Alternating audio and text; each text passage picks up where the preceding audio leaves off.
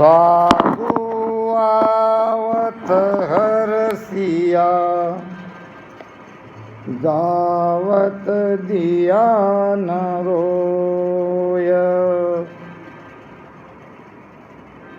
कहे कबीरवा दास का भला कैसे होय। साधु आवत हर्षिया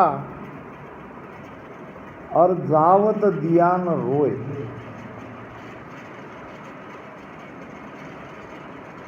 दो प्रकार के भाव हमारे रामस्नेह के भीतर तो आने ही चाहिए। वो भी जबरदस्ती से नहीं, भीतर से ये भाव हमारे अंदर आने ही चाहिए। साधु आवत हर्षिया, जब आते हैं तो हृदय से हर्ष आना चाहिए, और जब जाते हैं तो ना भी रोए तो कम से कम दुख तो होना ही चाहिए। क्योंकि अभी बात हुई है,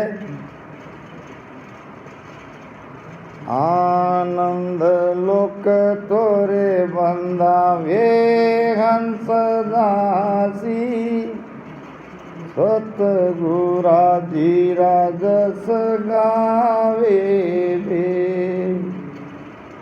मिलिया हरक बिछड़िया उदासी, हियो चिल चिल आवे बे। जो कबीर साहब ने कहा वही महाराज जी कह रहे हैं। आनंद लोक में तो वही जाएंगे, जाएंगे तो हंसी, जीव तो आनंद लोक में नहीं जा सकता। अब हंस क्या, जिसने सार असार का निर्णय कर लिया वो हंस। अब उसमें भी कौन सा हंस, मिलिया हरक बिछड़िया उदासी। संत मिलने के बाद खुशी और बिछड़ने के बाद उदासी, जिसके घर में है वही आनंद लोक में जाएंगे। तो ये उदासी आती कैसे है, ये प्रेम आता कैसा है? प्रेम आता है भजन से। भजन क्यों करते हैं? परमात्मा मिलते हैं प्रेम से, और प्रेम हमारे भीतर है, प्रेम कर सकते हैं, मगर वो प्रेम आता है भजन से। विरह और प्रेम ये भक्ति के दो महत्वपूर्ण अंग है।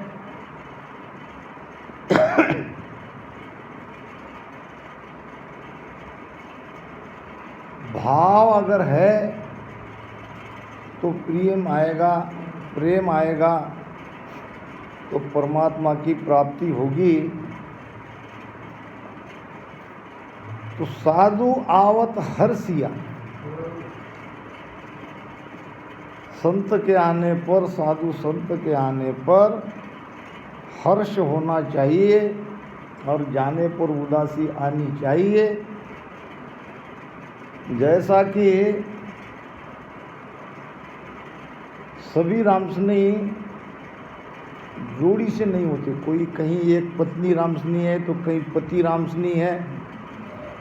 महाराज ने तो कहा है कि नार पुरुष जोड़े आवे, हर की भक्ति संभावे रे। होना तो चाहिए दोनों भी रामस्नेही, मगर कभी कभी ऐसा होता नहीं है। महिला हमारी बहन रामस्नेही है और उनके पतिदेव रामस्नेही नहीं है, तो कुछ हद तक मामला चल जाता है। मगर गड़बड़ तब होती है जब अकेला व्यक्ति रामस्नेही है, परिवार में उसका साथ देने वाला, अब वहाँ अगर अब सबकी इच्छा रहती है कि हमारे घर में ना भी सत्संग हो, कम से कम संत लोग आए, उनके पैर हमारे घर में पड़े, मगर जहाँ ऐसी बात होती है वहाँ थोड़ी दिक्कत होती है। जैसा कि कोई एक भक्त था, अब रामस्नेही कहे उसको, कोई भी भगत, रामस्नेही में भी भगत है और 3 लोग की भक्ति में भी भगत है। भगत यानी भक्ति करने वाला, मगर उसके घर की बाई वो भक्ति नहीं करती थी। और साधु संत जब जब आते थे तब तब उन्हें गुस्सा आता था, प्रेम तो आता ही नहीं था। एक दिन की बात, बहुत सालों के बाद उनका भाई उनके यहाँ मेहमान आया, भाई का भाई। अब भाई का भाई अगर आता है तो उस दिन तो वो तो स्वाभाविक है, भाई जब आएगा तो प्रेम तो अंदर से रहता ही है। और बड़ा अच्छा भोजन बनाया। अब भोजन पूरा बन गया, अब परोसने का समय, तो उनके पति देव के गुरु महाराज आ गए उसी दिन। अब क्या करें, अब वो तो बड़ा हर्ष आ गया कि चलो गुरु महाराज आज पधार गए। जाके देखा तो थोड़ा गुरु महाराज आए, थोड़ा उसके लिए भी, तो उसको कहा तुम चुप रहो, तुम वहाँ बैठो, क्या करना है मैं देख ली, ये तुम्हारा काम नहीं है। तो राजस्थान में हमारे पारस जी आए यहाँ पे, एक थूली रहती है, थूली समझते हो क्या? बाजरे के आटा में नमक मिला के वो पतला पतला,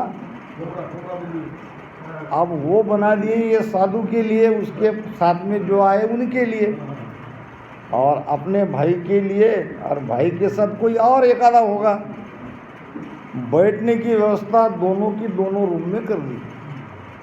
भाई बाहर बैठा और साधु अपने अंदर में, बाकी लोगों के साथ और भी भगत उनके साथ थे। अब भोजन परोसा गया, वहाँ गया थूली का भोजन अंदर में, और बाहर में गया पूरन पोली कड़ी। अब उधर महाराष्ट्र में जाओगे आप, उत्तर भारत में, तो ये भोजन करने का तरीका उनका ऐसा रहता है, बिल्कुल सपासप आवाज़ आती है भोजन करने की। अभी कोई लोग चम्मच से खा रहे हैं, नहीं तो पहले ऐसे ही खाते थे और उसमें बड़ा आनंद आता था।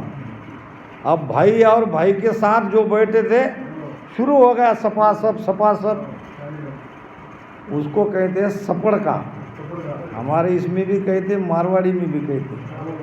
अब ये सपड़ का की आवाज़ बाहर शुरू हो गई, अंदर में साधु देख रहा है ये तो थूली है, अब इसको खाए तो कैसे खाए, सपड़ का तो उसका होता नहीं, फिर जरूर कोई तो भी अलग चीज़ बनी है जो हमारे लिए परोसी नहीं गई।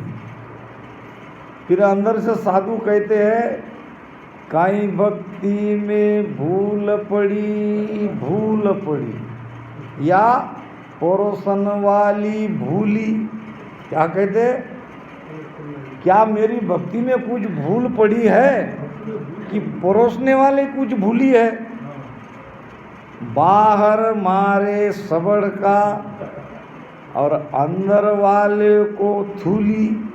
अब ये आवाज़ वो भाई ने सुन ली। भाई बड़ी होशियार थी। भाई कहती है, नई भक्ति में भूल पड़ी, नई परोसन वाली भूली। न तो तुम्हारी भक्ति में कोई गड़बड़ है, नहीं है, तुम तो बराबर भक्ति कर रहे हो, और परोसने वाली भी कुछ भूली नहीं है। मुंडा देखकर टीका काढ़्या, अब जीमो तुम थूली। यानी मुंडा देखकर टीका काढ़्या, यानी जिसको जैसा जो भोजन चाहिए था वो हमने दिया। तुम मेरे भाई नहीं हो और मैं तुम्हारी शिष्य भी नहीं, तो जैसा तुम्हारे लिए चाहिए वैसा तुमको भोजन दिया, भाई के लिए जो चाहिए वो, तो तुम तुम्हारा भोजन करके निकलो, अब यहाँ ज़्यादा रुको मत। तो ऐसा अगर है तो वहाँ भक्ति कैसे बढ़ेगी। बात आई है कि आनंद लोक तोरे बंदा वे हंस जासी सदगुरा जीरा जस। अब सदगुरा जीरा जस गाना क्या, जस कहते हैं महिमा करना। अब मान लो ये बात किसकी हो रही है इस छोटे से भजन में, अभी तो बहुत अच्छी तरह से हमारे कुंजीलाल ने समझाया। कुछ कुछ जो बातें हैं वो समझना जरूरी है। जस का अर्थ होता है महिमा करना। अब क्या महाराज ये कह रहे हैं कि तुम्हारे शरीरधारी सदगुरु जिसको आपने बनाया उनकी महिमा ही करते रहो तो आनंद लोक में जाओगे? सदगुरु है दो, एक बाहर का एक भीतर का। आनंद लोक में वही जाएंगे। अब बाहर के सदगुरु तो महिमा करते ही है, सब सभी अपने सदगुरु की महिमा करते ही है। सदगुरु महिमा कीजिए हो तन मन धन सब, ये तो महाराज ने कहा है। मगर महिमा बार बार करने वाली चीज नहीं है। अंदर के सदगुरु की महिमा बार बार कर सकते हैं, उसको कहते हैं कि राम नाम का सांसों सांस में सुमिरन करना। ये है सदगुरु की महिमा भीतर की। जो भीतर के सदगुरु की इस प्रकार से महिमा करेगा वो आनंद लोक में जाएगा। बाहर के सदगुरु की महिमा करनी ही है। अब ये एक बात, मिलिया हरक बिछड़िया उदासी, अब ये दोनों के लिए कॉमन है। बाहर के संत मिलते हैं तो खुशी, और संत जाने पर उदासी। और भीतर में जब भजन करते हैं तो हम भीतर के सदगुरु को मिलते हैं, और भजन से हट जाते हैं तो हमारे अंदर भी उदासी आनी चाहिए। यहाँ भी तो हम मिल रहे हैं। और तीसरी बात कही है, हियो छिल छिल आवे वे। अब ये छिल छिल क्या है? छिल छिल कहते हैं कि संत जाने के बाद हृदय के टुकड़े टुकड़े टुकड़े हो जाना, इसको कहते हैं। अब हृदय के भी टुकड़े होते हैं, हृदय के तो टुकड़े होते नहीं सुना। फिर महाराज कहना क्या चाह रहे हैं? किसके अंदर ये भाव आता है? जिन्होंने अपने सदगुरु को अपनी आत्मा के समान समझा है उनके अंदर ये भाव आएगा। कहते हैं कि सूरदास जी महाराज, सूरदास से दोनों आँख से अंधे थे। अब वो भगवान का भजन करते करते करते जा रहे थे। अब जा रहे थे तो सामने जंगल के रास्ते में सामने बहुत बड़ी ढलान से जा रहे थे, यानी चढ़ाई से। अगर थोड़ा पैर इधर उधर हो जाए तो गड्ढे में गिर जाए। और वो भगवान का नाम लेके जा रहे थे। अब दोनों आँख से अंधे थे, दिखता तो कुछ नहीं था। अपना लाठी का आधार लेके आगे निकल रहे थे। अब थोड़ा पैर फिसलाए तो वो गिर जाए। एक जगह वैसी स्थिति हो गई तो कोई मुलायम हाथ का स्पर्श उसको लगा और उसने खींच लिया, और जहाँ तक वो कठिनाई का रास्ता था वहाँ तक बराबर उसके हाथ को पकड़ के आगे चले गए। अब तब तक सूरदास ने जान लिया कि यहाँ इतने घने वन में सुनसान जगह पर और तो कोई नहीं है, ये तो है भगवान, जो मेरे लिए, मुझे बचाने के लिए मैं खाई में न गिरूं इसके लिए आए और मुझे सहारा देके। अब जब भगवान का काम हो गया तो भगवान उसका हाथ छोड़ना चाहते तो वो पक्का उसको पकड़ लेंगे। भगवान ज्ञान लिया ना उसने, स्पर्श के सुख से मुलायम हाथ को जान लिए गए, ये तो मेरा भगवान है। अब जैसे जैसे वो छुड़ाने की कोशिश करे तो ये कहे पक्का पकड़े, फिर भगवान ने उसको एक ऐसा झटका मार दिया और निकल गए। वहाँ कहते हैं सूरदास जी, हाथ छुड़ा के जात हो निर्बल जान के मोय, यानी मैं निर्बल हूँ और मेरा हाथ छुड़ा के तुम जा रहे हो। अब तुम्हारे सामने तो मैं निर्बल हूँ ही, क्योंकि तुम तो बलवान हो। हाथ छुड़ा के जात हो निर्बल जान के मोय, हृदय से सब जाओगे तब मानूंगा तो। हृदय से जाके दिखाओ, इसका मतलब क्या, उसने भगवान को अपने हृदय में बिठाया था। तो जो कोई सदगुरु को, भगवान को अपने हृदय में अपने आत्मा से भी ज़्यादा अगर मानता है, उनके अंदर ये भाव जरूर आएंगे। महाराज कहते हैं, चेला हो चेली हो सत मेरा, चेला हो चेली है सत मेरा, तन मन टेल चढ़ावे, तन मन टेल चढ़ावे, वे प्राण उमंग दशो मोमाई, प्राण उमंग दशो मोमाई, निमक न्यारो होई रे, निमक न्यारो तीन रीत पर मोद हमारो, तीन रीत पर मोद जो नर नारी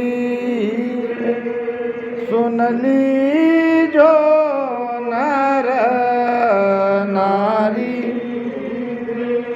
चित आवे सोई राग संभाओ, चित आवे सोई साग रमे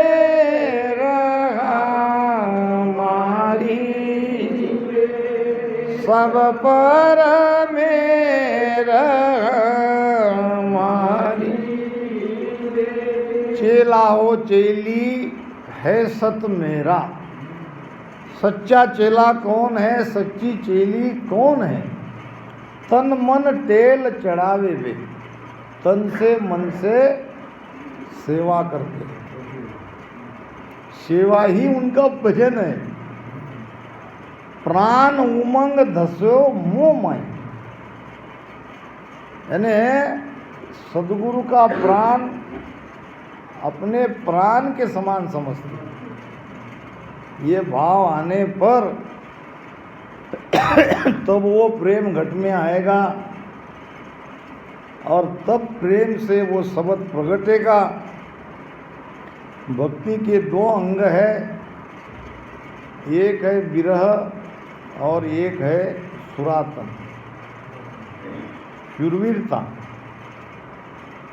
महाराज कहते हैं सुरातनो अंग भेरियो मतवालो कीजे, सुरातनो अंग भेरी मतवालो कीजे, के सुख देवा अंग भारी भगति नहीं दीजे, के सुख देव अंग भारी भगति नहीं दीजे, सुरातनो अंग भेजियो मतवालो कीजिए।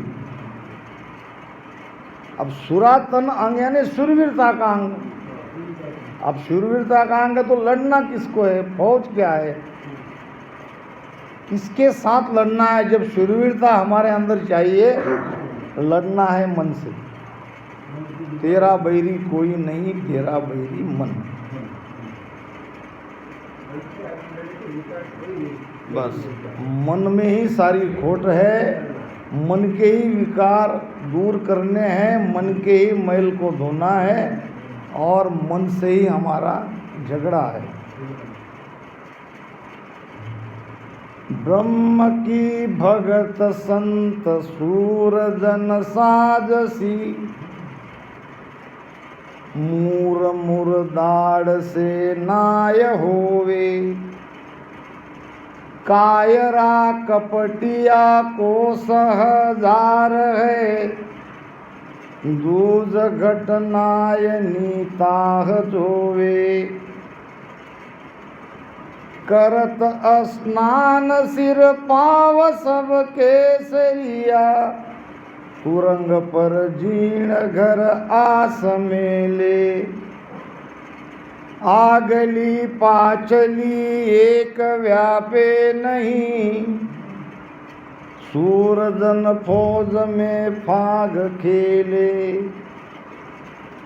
मरण की आस नहीं जीवनो जुग में, श्याम के काज को शीस देवे, दास सुख राम सो संत जन सूरवा, ब्रह्म का सुख बेहद लेवे।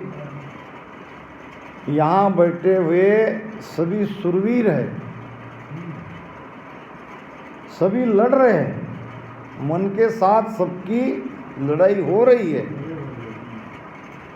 दो शक्तियाँ हमारे अंदर है, एक है काल की शक्ति, एक है परमात्मा की शक्ति। काल की शक्ति यानी मन की शक्ति, परमात्मा की शक्ति यानी सद्गुरु की शक्ति। अब परमात्मा की सद्गुरु की शक्ति हमें ऊपर खींचती है तो काल की शक्ति हमें नीचे दबाती है। अब इसमें जो शूरवीरता से डटकर इस काल का मुकाबला करेगा वो जीतेगा। इसीलिए तो शूरवीर कहाँ है। ये एक व्यक्ति, उसके कोई बच्चे नहीं थे, 50 साल के बाद में उसने शादी करी जवान लड़की से। अब पहली भी उसकी पत्नी, ये दूसरी पत्नी। अब उसका हुआ क्या, बाल पक गए थे, कुछ काले थे तो कुछ सफ़ेद थे। अब जो जवान पत्नी थी वो उसके पके हुए बाल, सफ़ेद सफ़ेद बाल खींच के निकालती थी कि मेरा पति बूढ़ा नहीं दिखना चाहिए। अब वो पहली वाली पत्नी काले बाल निकालती थी, ये जवान नहीं दिखना चाहिए। अब वो काले बाल उसकी निकालती थी, ये सफ़ेद निकालती थी। अब काले सफ़ेद निकालते निकालते पूरा साफ हो गया। तो अगर हम ऐसी दुविधा में रहेंगे, गुरु महाराज ले जाएंगे, उनकी कृपा होगी वही ले जाएंगे, और कायरता अगर हमारे मन में आएगी, हम शूरवीरता से मुकाबला नहीं करेंगे, तो महाराज कहते हैं ब्रह्म की भक्त संत सूर सो साजसी। जो शूरवीर है वही इस ब्रह्म की भक्ति करेगा। ब्रह्म प्राप्ति उसे ही होगी जो शूरवीरता से भजन करेगा। करना क्या है? तो भजनी तो करना है। भजन करते हैं तो देख लेना आपकी लीव भी लगी है। भजन में आपको प्रेम भी आ रहा है, आनंद भी आ रहा है। फिर वहाँ आपको कौन उठाता है भजन से, ये देख लो। उठाने वाला है मन। सवार कर ली इसने आज रोज तो करत रहता। विचार के द्वारा वो काल का प्रवेश होता है। हमने अगर ध्यान वहाँ दिया तो हमारे अंदर कायरता आ गई। अभी तक शूरवीरता थी, मन के तरफ थोड़ा सा ख्याल देने से कायरता आ गई, फिर डिकपित आ गया, फिर उठ जाते भजन से। यही हो रहा है, यही होता आया है। इसलिए महाराज ने कहा है ब्रह्म की भगत संत सूरजन साजसी। साजसी यानी शूरवीर को ही ये भक्ति शोभायमान देती है, कायर को नहीं। कायर को काम साधो, भगति करे जन सूरा हो, भगति करे जन सूरा हो। कायर का काम नहीं है, मन से डरने वाले का काम नहीं है, जो निर्धार से मन पर विजय प्राप्त करके, अब मन पे विजय प्राप्त करना यानी क्या करना? किसको कहे हम कि भजन में शूरवीर है और किसको कहे भजन में ये कायर है? अब जिसका शरीर बार बार हिल रहा है, जिसकी रचना बंद हो गई है, जिसकी सुरती और मन श्वासा में नहीं है, तो उसके अंदर तो कायरता आएगी ही आएगी। उसका भजन नहीं बनेगा, उसके अंदर वो प्रेम नहीं आएगा। मूर मुर्दाड़ से नाय होवे। मूर मुर्दाड़ क्या? मूर यानी, और मुर्दाड़ किसको कहते हैं? हमारी भाषा में जिसके अंदर कोई ज्ञान ही नहीं है, जिसके अंदर शक्ति होके भी वो शक्तिहीन है, वो है मुर्दाड़। मन से डर गया, मन से हार गया। मूर मुर्दाड़ से नाय होवे। जो डरा वो मरा, बिल्कुल मरना ही है उसको। कायरा कपटिया। दूसरी बात क्या चाहिए हमारे अंदर? कायरता नहीं चाहिए। कायरता यानी क्या? भेकड़पना, कच खाना, भाग जाना। कायर तो भागेगा। लड़ाई के मैदान में शस्त्र डाल देना, अपने आप को हरा हुआ मानना। महाराज ने बड़ी अच्छी बात कही है, शूरवीरता का प्रमाण देके। जो अपने राजा के लिए लड़ाई के मैदान में शूरवीरता दिखा के अपनी जान देता है, उसके लिए स्वर्ग से परी आती है उसको लेने के लिए। परी आती है उसको लेने के लिए। और जो कायरता लाकर मर गया, मरना तो दोनों को है, एक शूरवीरता से मरेगा, एक कायरता से मरेगा। जो लड़ाई के मैदान से भाग रहा है तो उसके पीछे से तो प्रहार होगा, अब वो तो मरेगा। एक परी बर जाए एक को स्वानन घिसे। कुत्ता भी उसको सूंघता नहीं। जो कायर है लड़ाई के मैदान में जो मर गया, उसको कुत्ता भी चला जाता है वहाँ से। और एक के लिए परी आती है, इसलिए कायरता मत लाओ। मन के संकल्प विकल्प को जीतो। मैं तो बार बार कहता हूँ, ध्यान करना अगर है तो सचेत होकर करो। आपके जो मन के विचारों के चक्र चल रहे हैं उसके तरफ ध्यान दो मत। थोड़ा सा ध्यान दोगे तो सुरती चली जाएगी। सुरती को अगर हमेशा के लिए शब्द के साथ टिका के रहना है तो मन को श्वासा में लगाओ, और कहीं मन लग नहीं सकता। ऐसा नहीं है कि मेरा शब्द 10वें द्वार में है, मेरी सुरती वहाँ का आनंद ले रही है और मन कहीं भी भागता रहे, ये भजन नहीं है। मन सुरती को यहाँ थोड़ी रखने देगा। जब मन 3 लोक में है, एक तो इसका मतलब वो त्रिकुटी पहुँचा ही नहीं है, उसका ये कहना भी झूठ है। अगर वो त्रिकुटी में पहुँच गया तो त्रिकुटी में तो मन पकड़ में आ गया। मन पकड़ी जगह सहज, वहाँ तो सहज में मन को पकड़ना यानी हमारे सारे विचार दूर हो जाना। विचार की तरंगे ही नहीं उठती है, इसको कहते हैं मन को पकड़ना। जब मन बाहर भाग रहा है और मैं कहता हूँ मेरा शब्द 10वें द्वार में है, तो ये बात मेल नहीं खाती महाराज की वाणी से। जब शब्द 10वें द्वार में है तो वो त्रिकुटी होके ही गया। जब त्रिकुटी हो गया आके गया तो मन को उसने जीत लिया, मन का उसने निजमन कर लिया। फिर भी मन भाग रहा है तो अपने आप को देखो, मन की क्या स्थिति है। मन कहाँ है, कहीं विषयों में तो नहीं फंसा है, कहीं काम में तो नहीं अटका है, कहीं क्रोध में तो नहीं है, कहीं विषय सुख की, संसार के सुख की चाहना तो उसके अंदर नहीं है। अगर है तो नहीं है शब्द, वहाँ शब्द नहीं है, ये हो ही नहीं सकता।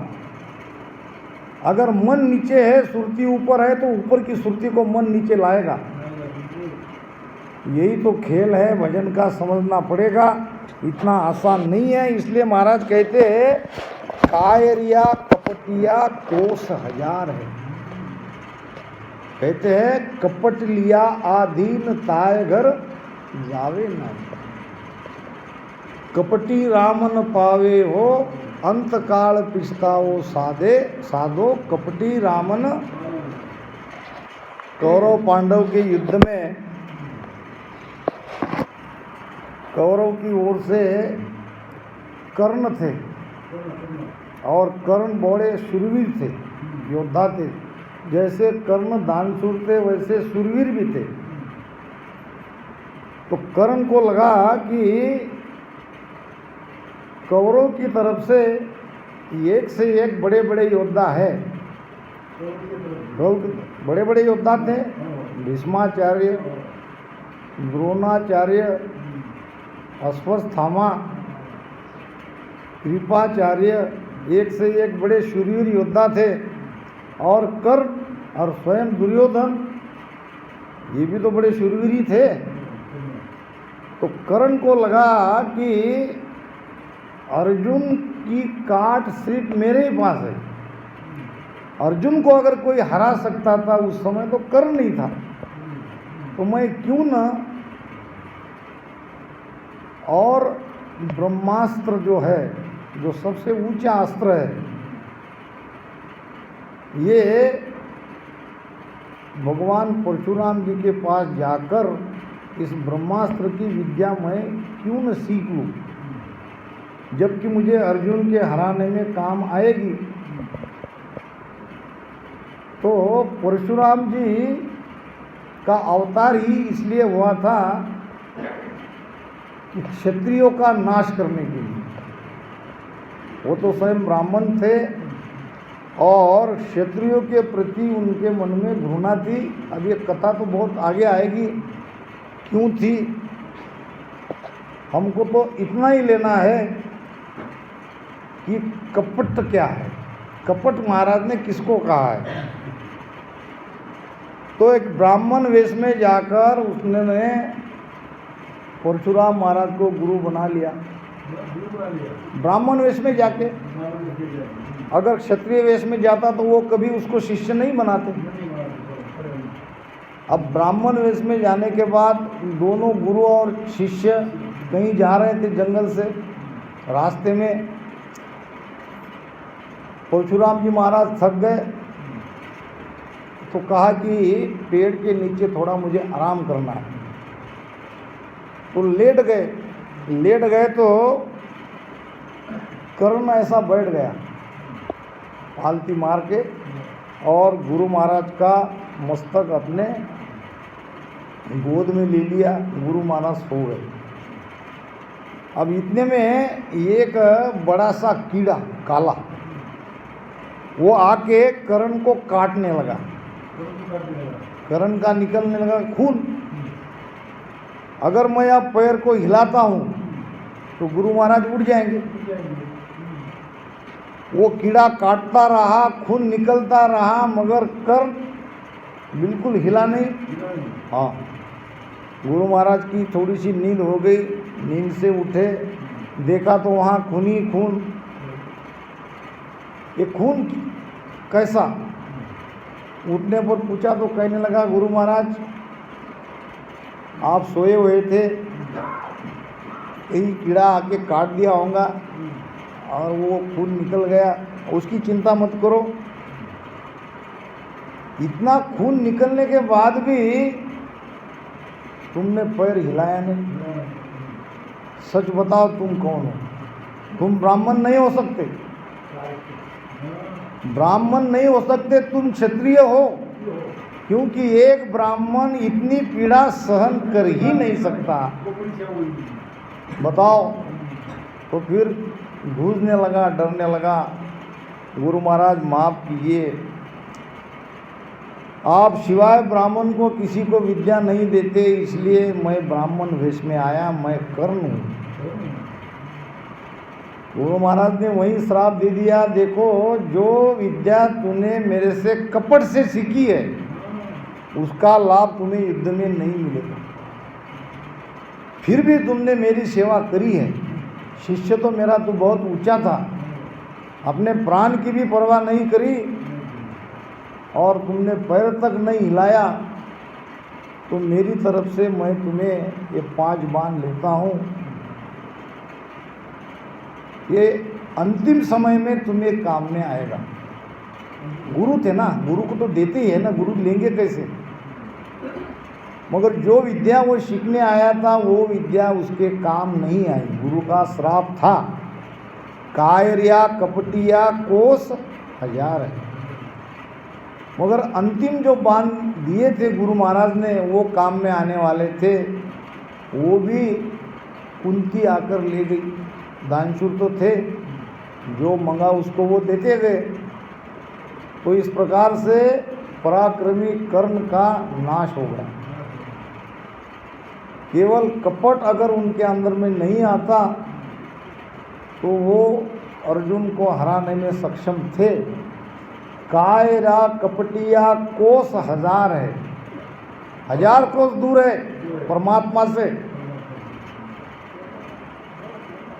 दू जगट नाय नीताह जोवे, यानी ब्रह्म का घर इनसे 1000 कोस दूर है।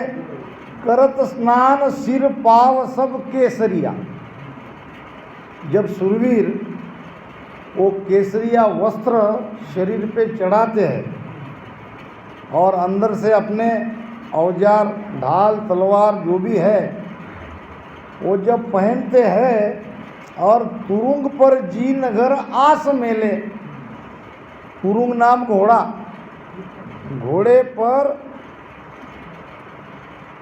जीन कसकर उसके ऊपर जब बैठते हैं तो उसी समय घर की आशा, परिवार की आशा, बच्चों की आशा छोड़ देते हैं, क्योंकि मैं अब लड़ाई में जा रहा हूँ, वापस आऊँगा या नहीं आऊँगा ये मुझे भरोसा नहीं।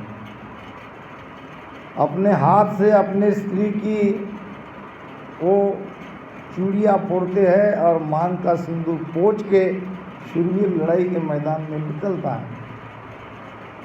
अब इतना तो हमें करना नहीं है, केवल भजन ही करना है।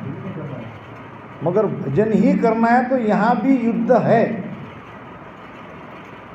सूरा मरण सती जलन दो घड़ी का काम। शूरवीर का और सती का जलना मरना कितने समय का है? 2 घड़ी का। दोरो घणो कठिन है ये। 8 पहर भजन करना ये बड़ा कठिन है। 8 पहर मन के साथ युद्ध करना ये बड़ा कठिन है। इसलिए हमको शूरवीर कहा है। आगली पाछली एक व्यापे नहीं। आगे क्या होगा, भविष्य में मेरे परिवार का क्या होगा, मेरे बच्चे छोटे हैं, इसकी परवरिश कौन करेगा, ये उसके मन में कोई विचार आता ही नहीं। अगर विचार आएगा तो वो शूरवीर नहीं कहलाएगा। ये विचार उसके अंदर कायरता लाएगी, मोह हमें संसार में वापस लाएगा। भजन में भी हमको मोह को छोड़ना है, संसार से वैराग आना है। तो सब मन के ऊपर है। मन को जितने हम दूर होंगे मन से, उतने परमात्मा के नज़दीक रहेंगे। सूरजन फौज में फाग खेले। फाग खेलना यानी तलवार चलाना। फाग खेलते कौन आए सामने से, इसका कोई ये नहीं है, कोई भी आओ। मरण की आस नहीं जीवनो जुग में। अब मेरी मृत्यु हो या मैं जीऊं, इसकी कोई आशा नहीं, परवाह नहीं। श्याम के काज सो शीस देवे। वहाँ राजा के लिए, यहाँ परमात्मा के लिए ये शीस अर्पण कर देते हैं। सामंत अपने हाथ से ये गर्दन काट लेते हैं। सामंत यानी शूरवीर। ये हमारे जवान में जो सामंत है वो शूरवीर है। कहते हैं कि जब गर्दन काट लेते हैं तो यहाँ छाती में उनकी आंखें निकलती है, और वो आँख से कितनी देर तक वो युद्ध में जाके फौज को मारता है। उसको कहा गया है शूरवीर, उसको कहा गया है सामंत। ये सामंत दादा जो है वो शूरवीर थे। दास सुखराम सो संत जन सूरवा। शूरवीर संत कौन है फिर? अब ब्रह्म का सुख बेहद लेवे। हद को छोड़कर बेहद में जाकर जो ब्रह्म का सुख ले रहे हैं वो शूरवीर है। वहाँ का शूरवीर स्वर्ग का सुख लेगा, तो यहाँ का शूरवीर ब्रह्म का सुख लेगा। इसलिए भक्ति में शूरवीर बनो। तन अरमान संत सूर जन सूपसी। आस बेसास जुगनाय राखे। होयन चीतनी संक निरप करे। बेण बतलाय बतलाय भाके। खड़ग जन बावता मूक जन भलहले। दीन अवतार जग आज मेरा। जो तो दीन सो मानवो आवियो। करम सुन काट सु शीस तेरा। श्याम को लूण सो आज उजाड़ सु। जोवता बाट फूल नीट आई। दास सुख राम गडीर दे फौज में। बावता होय सो होय भाई। महाराज फरमाते हैं तन और मन संत सूरजन सोपसी। वहाँ भी तन मन सौंपना है तो यहाँ भजन में भी तन मन सौंपना है। शरणागति उसे ही कहते हैं। मनमुखी जो अभी तक हम थे वो गुरुमुखी हो जाना, उसको कहते हैं शरणागति। गुरु की आज्ञा में रहना, गुरुमुखी होना। गुरु ने कह दिया कि 3 घंटा यहाँ बैठो भजन करो, तो अगर गुरुमुखी है, सचमुच उसने गुरु की शरण ली है, तो वो उठेगा नहीं। इसको कहते हैं तन और मन संत सूरजन सोपसी।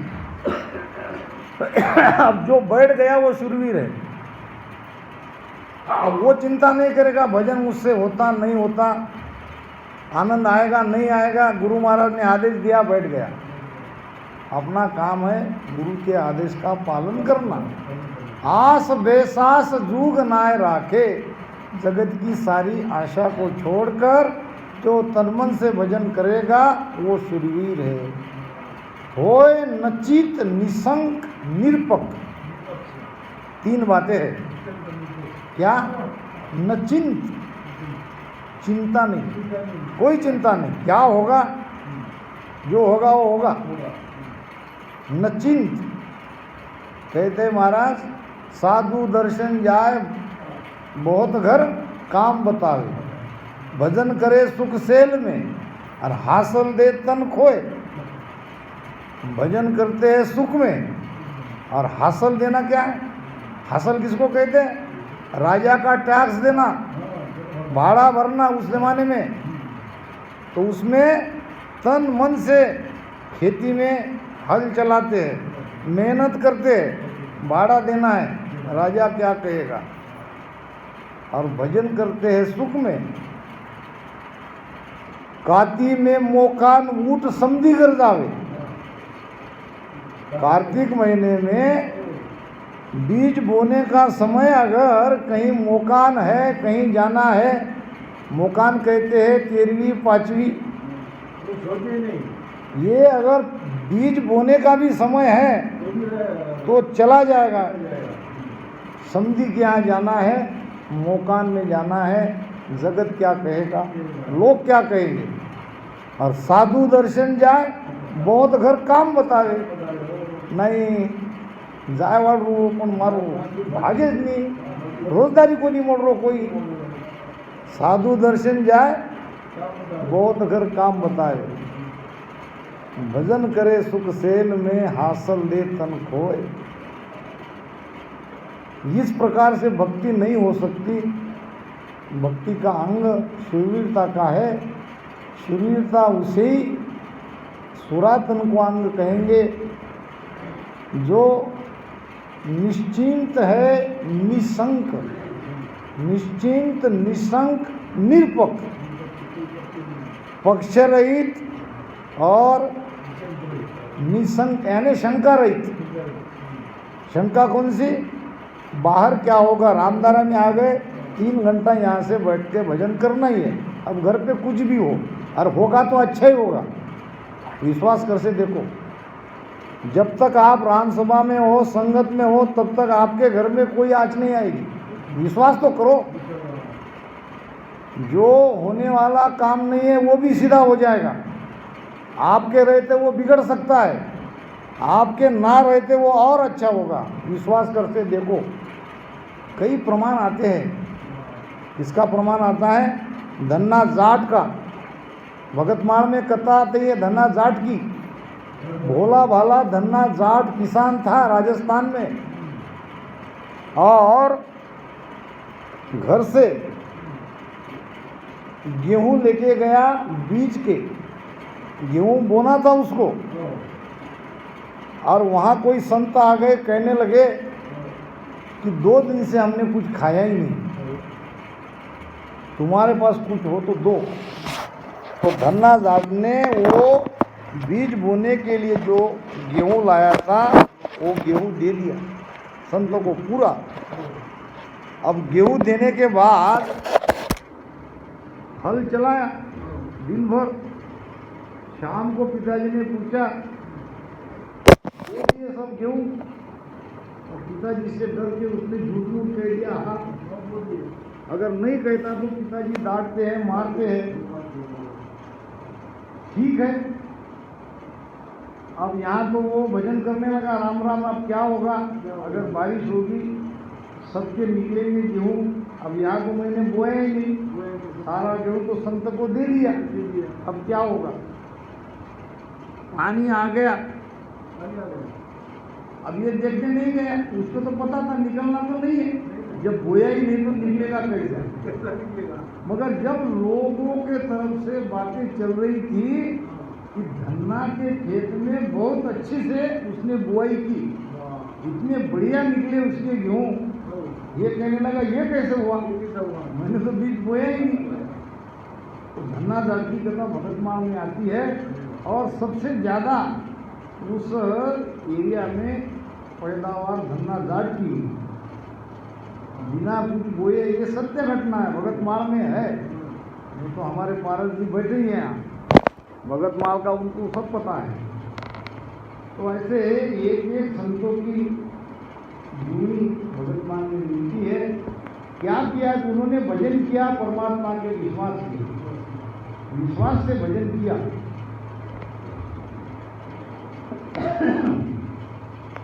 बैन बतलाए बतलाए भाके, यानी निश्चिंत होकर निश्चय से भजन करना, इसको कहते हैं बैन बतलाए बतलाए भाके। खड़ग जन बावता मुख जन भल है। वहाँ खड़ग, यहाँ मुख। शूरवीरता वहाँ लड़ाई के मैदान में तलवार चलाएगा तो यहाँ राम राम चलाएगा। खड़ग जन बावता मुख जन भल हरे, यानी हमारे की होड़ चलनी चाहिए। अब ना भी चले तो निचला होड़ तो चलना ही चाहिए। अगर निचला होड़ आपका भजन में नहीं चल रहा है तो आपकी रचना नहीं चल रही है। वैसे तो दोनों होड़ चलनी चाहिए, पर कम से कम ये निचला तो चलना ही चलना चाहिए। ऊपर का कम चलेगा, नीचे का चलेगा। तो ये है तीव्रता से भजन करने के लक्षण। भिन्न अवतार गत आज मेरा,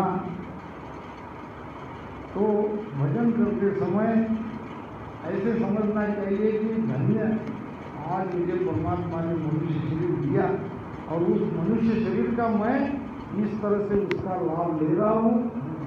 जो बता दीन सो मानवो आविया, जिस दिन की मैं राह देख रहा था वो दिन मेरे जीवन में आ गया। आज मैंने 3 घंटा 4 घंटा भजन किया, इसी दिन की मैं राह देख रहा था, वो आज दिन मेरे जीवन में। शूरवीर कहेगा कि कब मैं लड़ाई करूं, कब मैं मेरा पराक्रम मेरे राजा को बताऊं और कब मैं मेरा प्राण त्याग दूं, अगर मेरा प्राण भी चला जाए। शूरवीर उसी दिन का रास्ता देखते हैं। ये तो शूरवीर कौन कहेगा? करम सुर काट शीश तेरा, वहां तो दूसरे का शीश काटना है, यहाँ करम को काटना है। जो मता दीन वो श्याम को लूण सो आज उज्जाल सो, यानी भगवान का जो नमक है या राजा को जो नमक है, उस नमक की लाज आज मैंने रखी। आज मैं उजागर हो गया, अब मैं नमक हलाल हो गया, नमक हराम नहीं हुआ।